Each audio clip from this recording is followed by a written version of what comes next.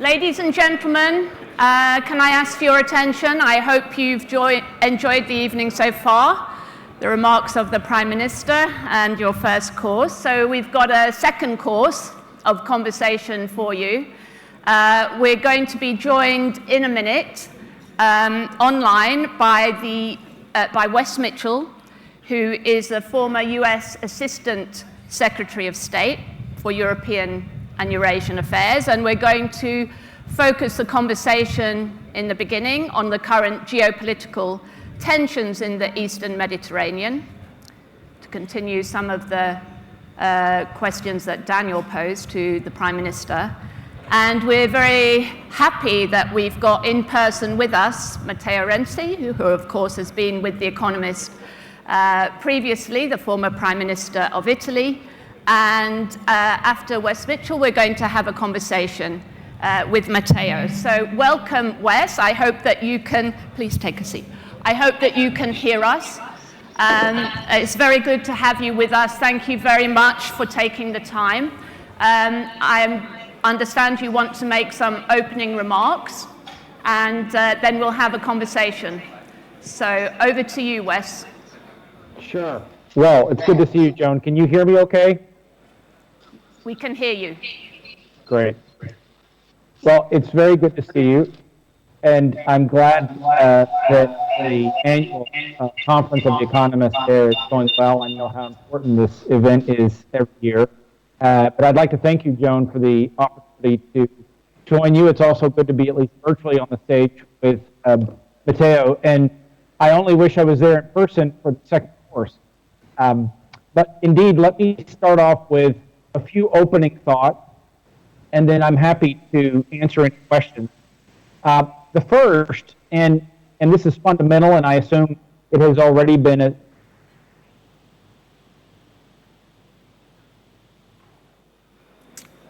that the Eastern Mediterranean is today a major theater of great competition.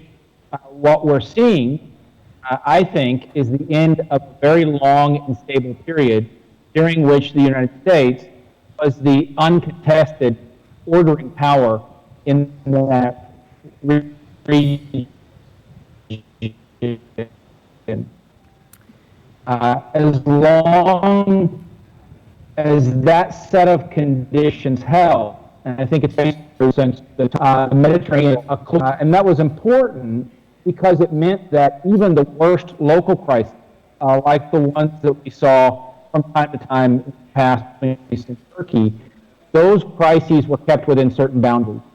They were local crises, and they had mainly local effects. And now I think that is what is changing. Russia is present with a very significant naval force. China is present in the region with investments as well. Wess, we're experiencing a few problems with the connection with changes of what were otherwise local crises, and it makes them less localized.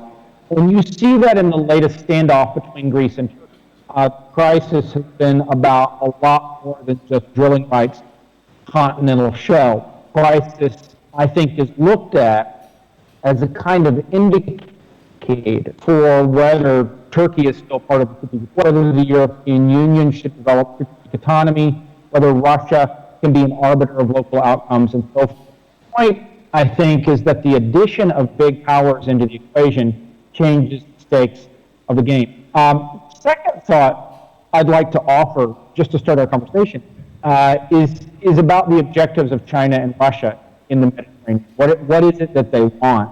And I think we tend, probably with good reason, to focus on Russia's activity in Libya.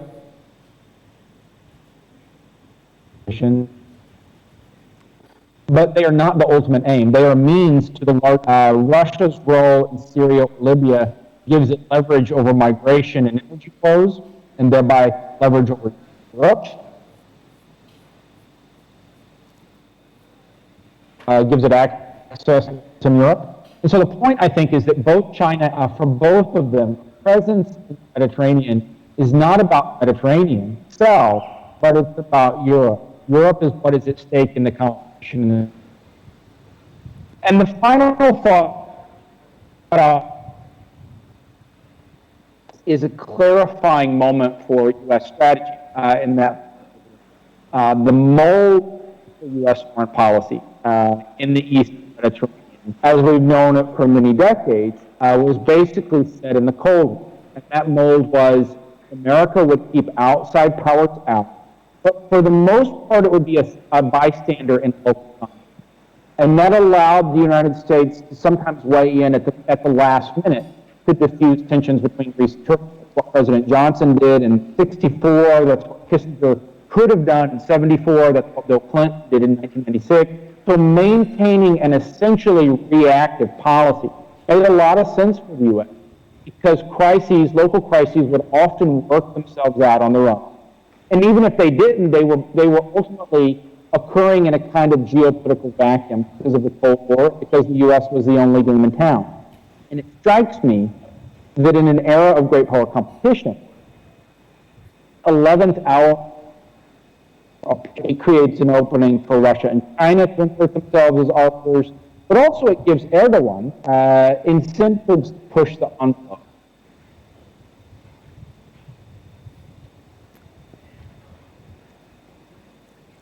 This is proving... Russia, I think that gives Erdogan an opportunity to pursue a more escalatory approach in the knowledge that Turkey has geopolitical options. And so in those conditions, it strikes me that the best posture for the world, both for the United States and for Europe, is to begin to take a more proactive approach to regional diplomacy, heading off crises before they convert. And I think that you see that now in the U.S. as it shifts its policies and strategies in the region toward 3+1 format, in partnership with Cyprus. All of that, to me, points to a role for the United States to be focused on factors of long-term stability so that we're not in constant reaction mode. So let me stop with those thoughts. I'm happy to hear any reactions or questions that you might have.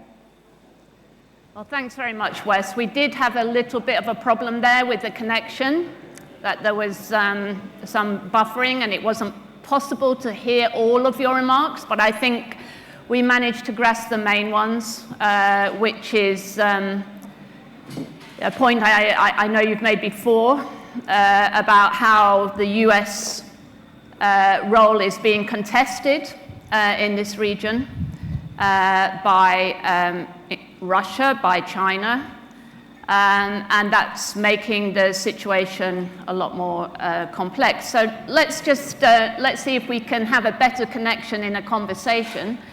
And my first question is to you is, Turkey's been sending mixed messages about its intentions in the Eastern Med, appearing to step back and then stepping up its hostile rhetoric.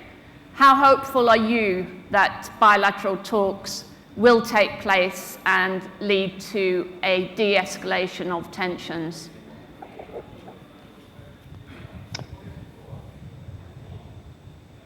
Well, thoughts on that. I'll try to, if you have a hard time hearing me, just give me a thumbs down. Okay. I think the move by Turkey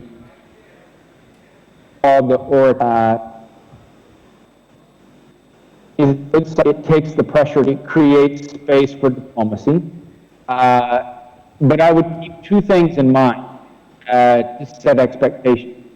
One of them is that the deployment of the ORIC race in the first place, I think, was an effort to create leverage on Erdogan's part that previously did not exist. So a big part of Erdogan's diplomatic is his willingness to take risks that his interlocutors are unwilling to take. And I think that logic is intimately intertwined with Turkish diplomacy and crisis. Now that we've had a recent U.S. visit, the EU is considering sanctions. Both of those things suggest to me that the ship was removed because it was no longer leverage, it was a liability. So it's possible that we're seeing the ship withdrawn for a period of time to avoid sanctions, but it may be that this is a momentary reprieve, which is to say, I don't think we've seen the last of aggressive Turkish moves in the standoff. because they are a means by which Turkey creates leverage. Okay, thanks. So how does the US see its role in mediating between its close ally Greece and fellow NATO member Turkey? Well, I would say that the visit from Secretary Pompeo was incredibly important. Not only the timing, but the substance of it, because I think it sent a message that the United States was strategically invested in the issue. I think it's part of a broader reinvestment of the United States in the Eastern Mediterranean over the last couple of years. The U.S. joining for the first time the 3+1 format, the military cooperation with Greece, increasing port visits, and then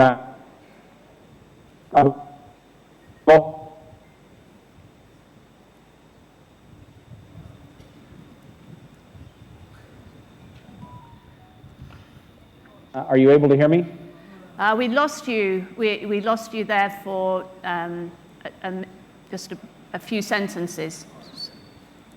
So if you want to repeat the last couple of sentences. Yeah, I think it's incredibly important that the United States is reinvesting in the region, and you see that by this administration taking steps that would have been unthinkable even a few years ago. For the United States, I think historically to balance between Greece and Turkey has meant a kind of quiet diplomacy where the United States brings pressure to bear often at the last minute vis-a-vis Turkey. And I think it's one of the things that is starting to change. The U.S. diplomacy in the region will have to be more proactive, and it will have to bring pressure to bear earlier in the process in order to dissuade aggressive Turkish moves. What about the longer term and some of the issues that Turkey has tried to put on the table, a long list? How do you see any of those being addressed or resolved over the longer term? Well, I doubt there will be a solution in the sense of a final resolution. There are, as you say, different sets of issues, so continental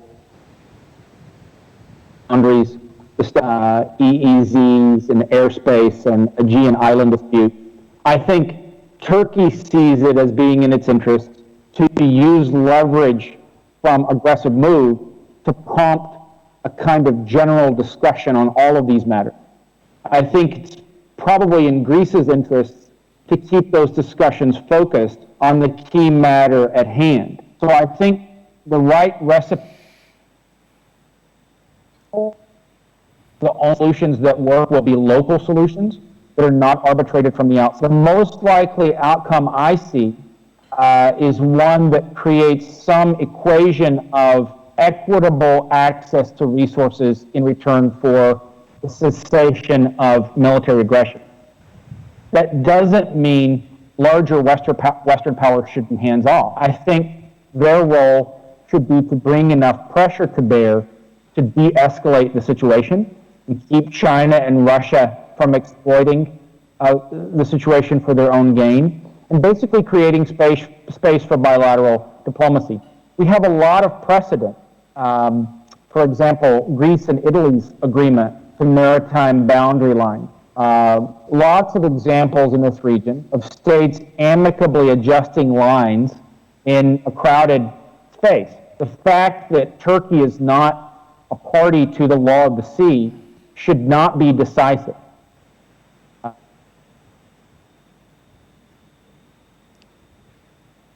With Israel, which is not a party to the law on the sea. The key is, I think the recent moves suggest that enough space exists to at least begin that process, but it may be a very long road. Okay, thanks. Just a final question to you then. We had a panel this morning with some of the prime ministers from the region, Edi Rama from Albania and Zoran Zaev from North Macedonia. It's been a very eventful year in the region, putting the pandemic aside, many elections. We had the recent US brokered agreement with Serbia and Kosovo. Do you think the region is moving in the right direction, Western Balkans, or are you concerned about what China and Russia are up to in the region? Yes. I think it's a real bright spot that a lot of people didn't expect. It says a lot about the moment of history that we're in, that the good news is coming from the Balkans. I think what we've seen is a significant increase in U.S. diplomatic engagement in that region, and it's based on, I think, the principle that you start at the thin end of the wedge with the easiest problems and work your way up to harder problems.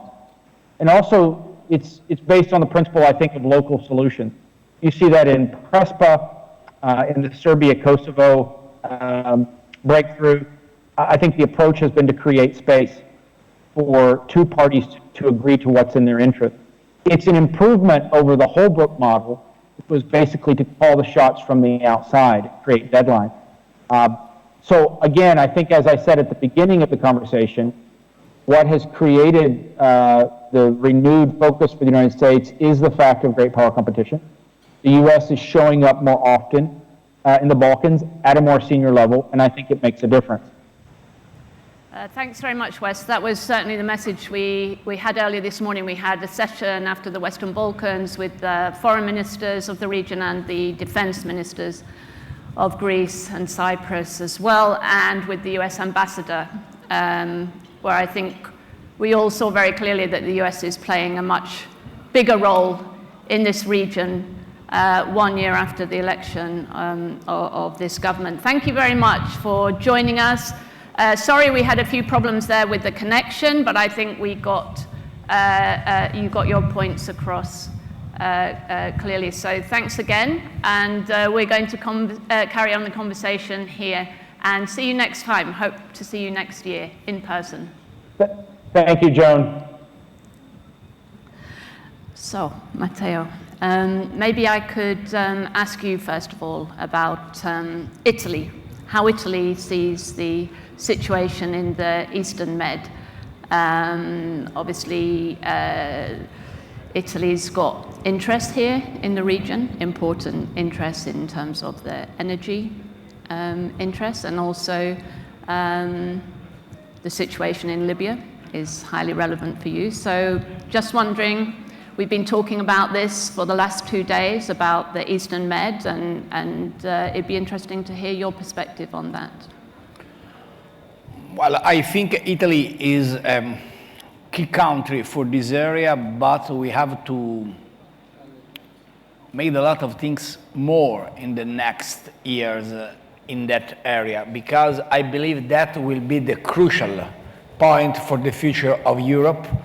Okay, Europe today is in front of great challenges, pandemic, new vision for the next years, recovery fund, etc. But I believe that region, it's a crucial region for energy, as you said very correctly, for the relation with the Middle East and for the East. That is particularly important now, because that question asks an answer about the role of NATO.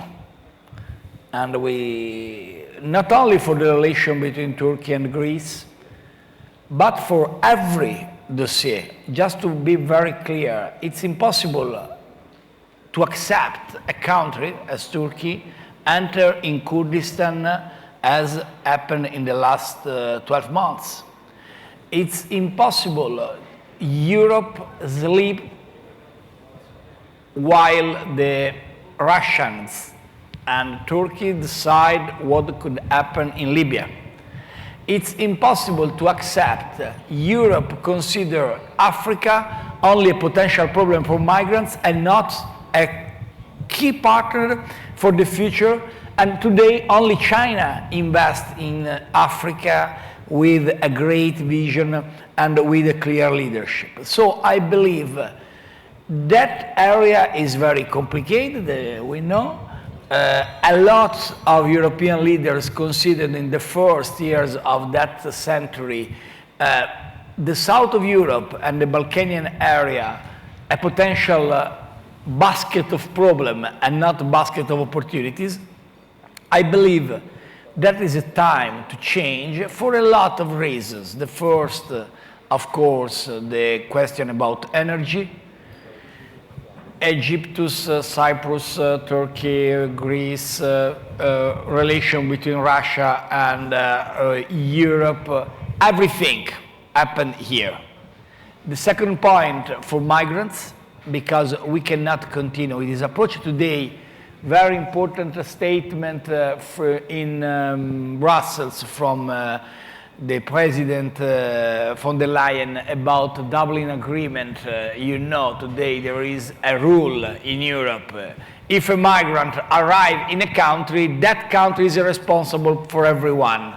And that, of course, is a very problem for Greece or for Italy and for other guys, because if nobody arrives in Austria, nobody arrives in Belgium, they arrived from the east and from the south in Greece or in Italy.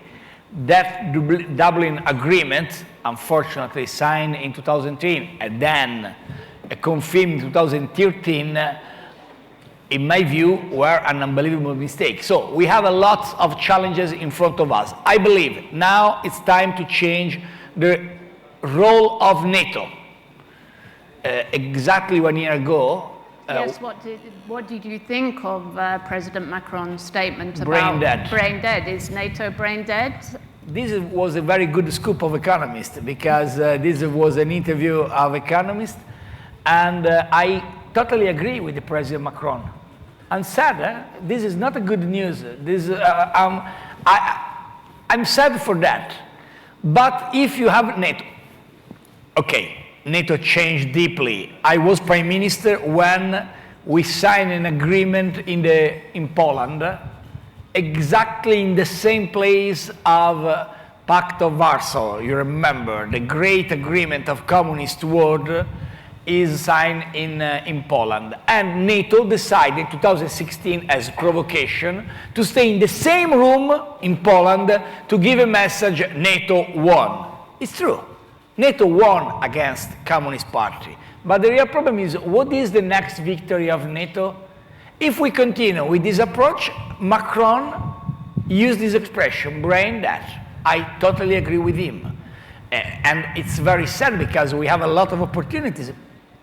Okay. Can you just say more precisely what you mean by that, that NATO is brain dead? Do you think that NATO is incapable of adapting? Do you not think that NATO can find a new focus? I mean, we listened to Wess Mitchell talking about the threat from China and Russia. Three examples very, very simply, very easy. First, if you permit to Mr. Erdogan to enter in Kurdistan and kill men and women, particularly women, who fought against Daesh, that means NATO is brain dead.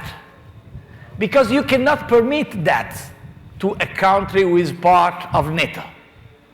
Please think about it. An unbelievable war against Daesh. On ground, only Kurdistan girls, Kurdistan boys on the ground.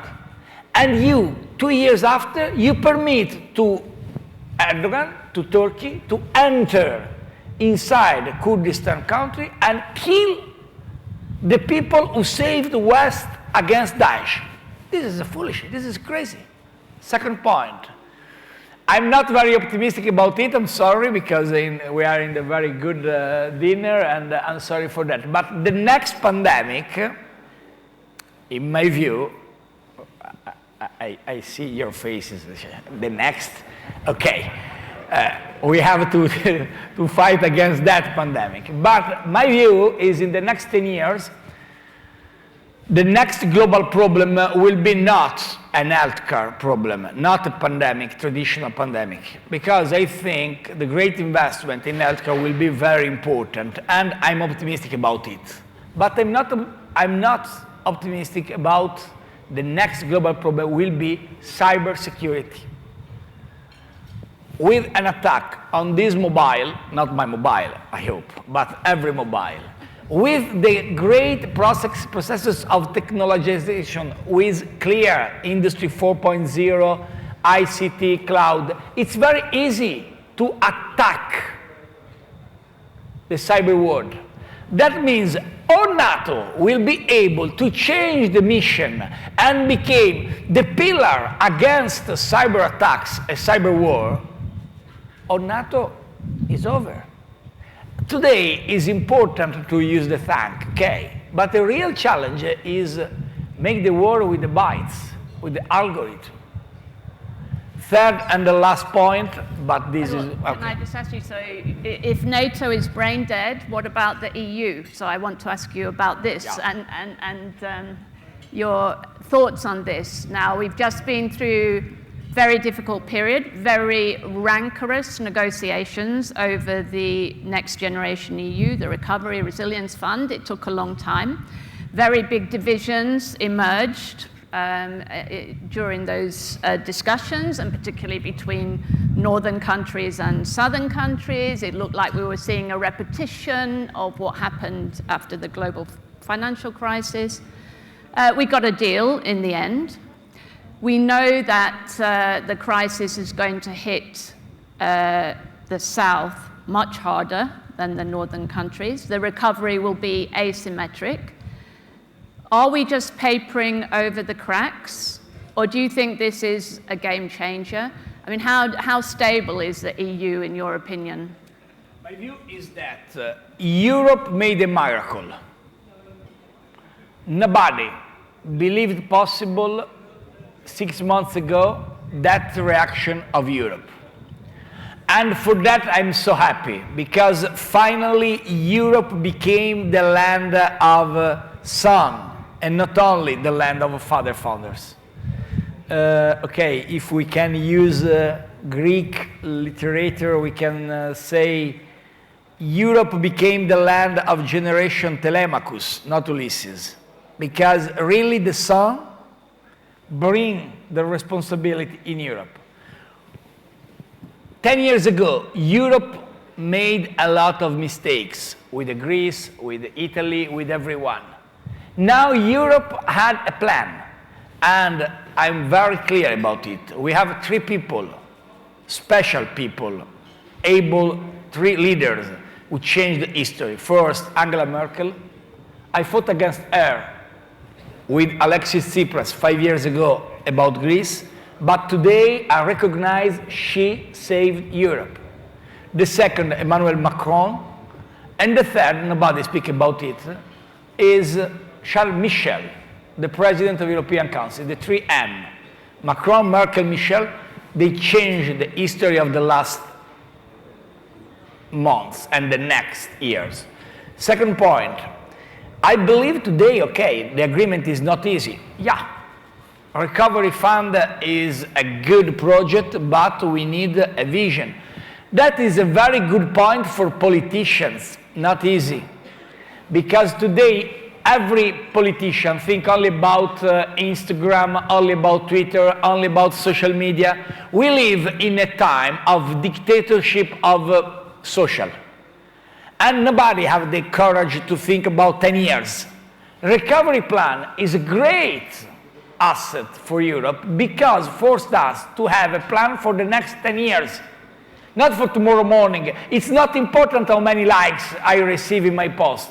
It's important what is the project for the next 10 years. And that third and last point is a great and huge opportunity for Europe. Because in the last 12, 50, 10, 20 years, Europe became the land of bureaucrats. This is fiscal compact. This is rules. This is austerity. We have to follow that. That destroys European dream. Now, with this possibility to have a project, a vision, a leadership, that means there is a space, a great possibility for politicians, for politics. I hate populism, I love politics. I consider a great opportunity to build a vision for the next 20 years, 10 years, 15 years. Are you confident that Italy, that will happen in Italy? This is a good question. I'm confident for DNA. The real problem, Italy is a great country with unbelievable and huge number of assets and opportunities. The first problem of Italy is the lack of stability in political system. Okay, when I became prime minister, I was the number 63 in 70 years. And you smile, I know. But that is our terrible difficulty. And I lost my job exactly because I tried to change the constitution to guarantee 5 years to the government. I remember my first speech with Obama. He told me, Libya is a problem. They change the government every year. Then he stopped himself, he looked at me. Libya? Not Matteo, nothing about Italy. Libya, okay, yes, thank you so much. But the question is the lack of stability. Because if you have a government who have to think about maintain the power, because we change the government every year, of course, every prime minister will think only about what is good for tomorrow, not for the next years.